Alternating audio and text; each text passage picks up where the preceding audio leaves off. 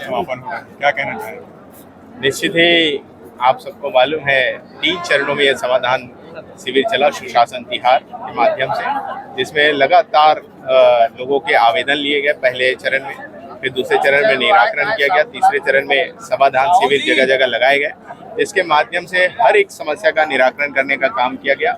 और इस शिविर में जो तत्काल आवेदन देते थे उनका भी तत्काल निराकरण करने का काम किया गया।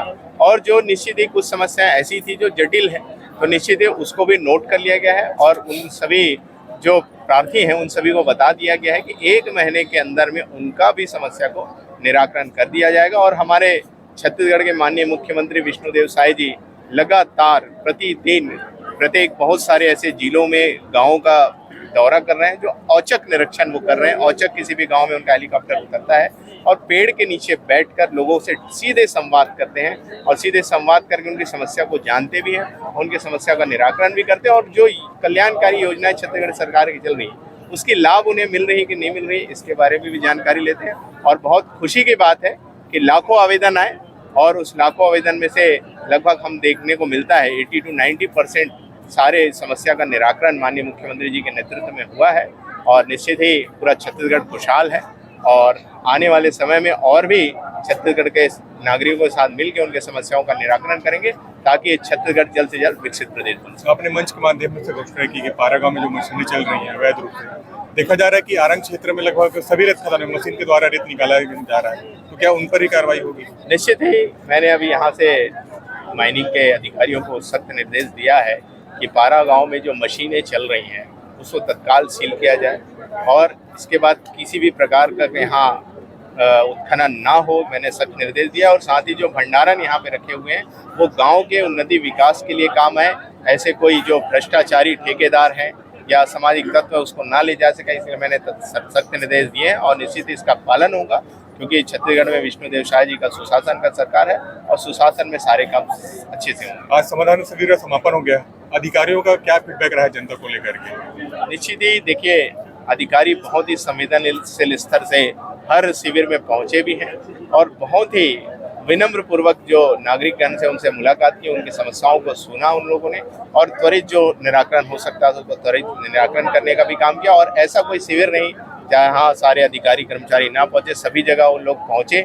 आप देख रहे हैं कितनी भीषण गर्मी है, फिर बरसात आ रही है, कितनी भी बाधाएं हैं, सभी को पार करते हुए लोगों की समस्याओं को सुना गया और उनकी समस्याओं का निदान करने का काम अधिकारियों ने किया है। तो मैं पूरे हमारे रायपुर जिला के पूरे अधिकारियों को, कलेक्टर साहब और कलेक्टर साहब के नेतृत्व में पूरे अधिकारियों को मैं बहुत बहुत बधाई देता हूं। और सबसे ज़्यादा तो मैं आभार व्यक्त करता हूं हमारे छत्तीसगढ़ के माननीय मुख्यमंत्री विष्णुदेव साय जी का, जिन्होंने ये सुशासन तिहार चलाया, जिसके माध्यम से आज लोगों का समस्या का निराकरण हो रहा है। तो निश्चित ही सभी लोगों का कहीं ना कहीं प्रेम और विश्वास माननीय मुख्यमंत्री जी के साथ है। बहुत बहुत धन्यवाद। त्योहार शिविर है। मैं अपने अभनपुर क्षेत्रवासियों को और हमारे जो यहाँ के 10 पंचायत के लोग आज यहाँ पारा गाँव में उपस्थित थे, मैं तो सभी अधिकारी कर्मचारी को भी धन्यवाद दूंगा और साथ ही हमारे किसान भाइयों को भी कि हमारे विष्णुदेव साय जी की सुशासन और मोदी जी के गारंटी में सुशासन त्यौहार मनाने के लिए यहाँ आए और लोगों ने अपनी समस्या भी रखे और उनकी समस्याओं को निराकरण करने का अधिकारियों को द्वारा प्रयास किया गया और निश्चित रूप से सभी समस्याओं का हल होगा। हम लोग भी जनप्रतिनिधि सभी शिविरों में जाके समस्या का निराकरण करने का प्रयास कर रहे हैं और निश्चित रूप से आने वाला समय भी हमारे छत्तीसगढ़ खुशहाल छत्तीसगढ़ बनेगा और हम लोग विकसित भारत की ओर आगे बढ़ रहे हैं। और हम लोग सभी लोगों से निवेदन भी कर रहे हैं कि हमारे भारत देश एक विकसित राष्ट्र बने, जिसमें सभी गांव वाले भी इसमें सहमत है और सब सहयोग कर रहे हैं। विष्णुदेव साय जी के सुशासन में सभी वर्ग के लोग खुशी जाहिर कर रहे हैं। चाहे हमारे प्रधानमंत्री आवास हो, उसमें गरीबी रेखा की अनिवार्यता समाप्त कर दिए गए हैं और इसका गारंटी केवल एक खपरा वाला कहना चाहिए, खपरेल घर और कच्चे मकान होना चाहिए, गरीबी रेखा अनिवार्यता नहीं है। और सारे लोगों का सर्वे हुआ है, ग्राम सभा में अनुमोदन होने के बाद सबको प्रधानमंत्री आवास मिलेगा और सारी प्रकार की योजना हमारे संचालित है, सब आम जनता तक मिल रहा है। आपके विधानसभा क्षेत्र में ग्राम निजदा है, वहाँ पे महानदी को काटा जा रहा है पत्थरों से, अभी तक स्टॉक रखा हुआ है, वहाँ पे मलबा हटाया नहीं जा रहा है, मानसून आ गई है, इससे दिक्कत होगी ग्रामीणों को। निश्चित रूप से ग्रामीण जनों से मिलकर इनको भी हल करेंगे, क्योंकि स्थानीय लोग भी मजदूरी करते हैं वहाँ और कई सदियों से चल रहा है। तो निश्चित रूप से जो सदियों से चल रहा है उनका एक बंद करने का हम संकल्प तो नहीं ले सकते, मगर हम निश्चित रूप से प्रयास करेंगे।